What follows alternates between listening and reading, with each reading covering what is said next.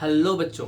तो आज का जो हमारा टॉपिक है वो है गैब्रियल थैलेमाइड सिंथेसिस रिएक्शन। तो Gabriel phthalimide synthesis reaction important है आपके लिए।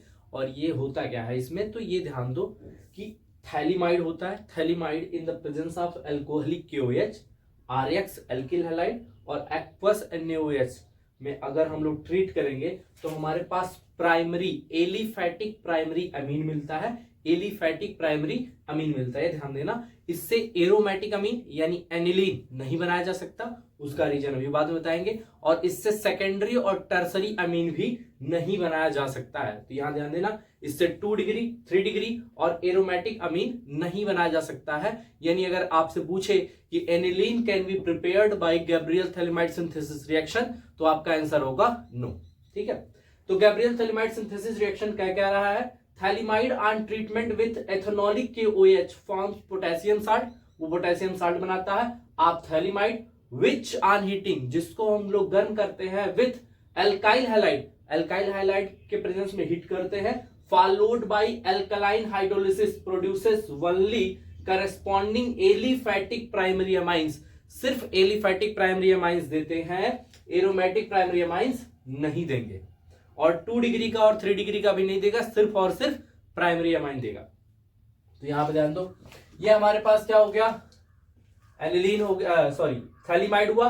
थैलीमाइड पे हम लोग रिएक्शन करा रहे हैं क्लोरोबेंजीन से, तो वहां पे जो प्रोडक्ट आएगा वो कोई प्रोडक्ट नहीं आएगा। क्यों नहीं आएगा कि aryl halide is very less reactive towards nucleophilic substitution reaction.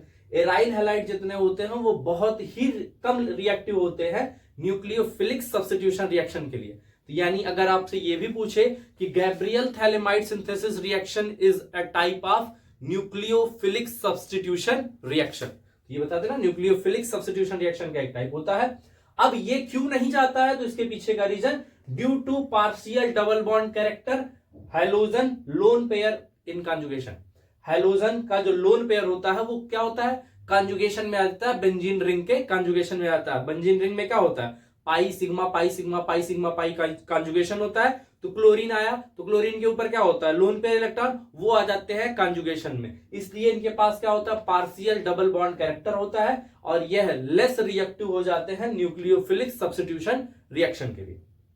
ध्यान देने वाली बात यह है कि अगर हमारे पास थैलीमाइड है तो हम लोग थैलीमाइड से ग्लाइसिन बना सकते हैं। ग्लाइसिन क्या होता है, एक नेचुरल अमाइनो एसिड होता है जो कि ऑप्टिकली इनएक्टिव होता है, ऑप्टिकली इनएक्टिव होता है। ग्लाइसिन होता क्या है, COOH CH और NH2, ये होता है क्या, ग्लाइसिन। ये एक तरह का क्या होता है, अमाइनो एसिड, और कौन सा है, नेचुरल अमाइनो एसिड्स होता है।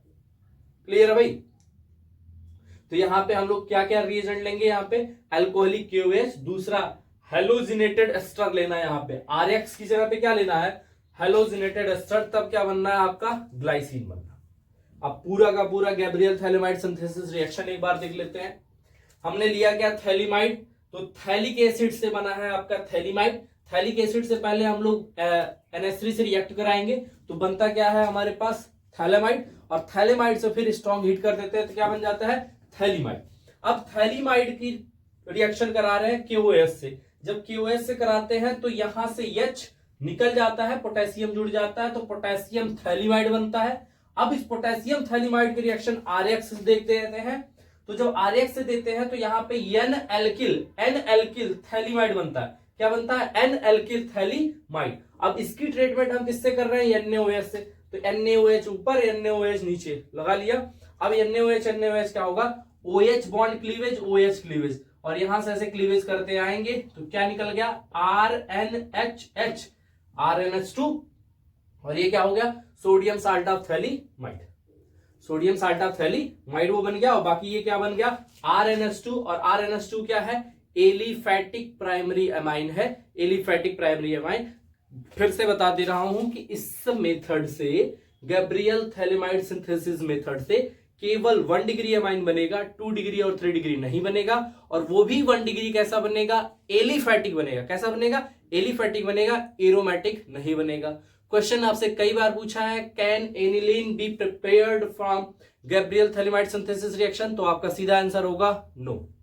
क्या यहां तक क्लियर है, बिल्कुल। तो ये हुआ आपका क्या, गैब्रियल थैलेमाइड सिंथेसिस रिएक्शन।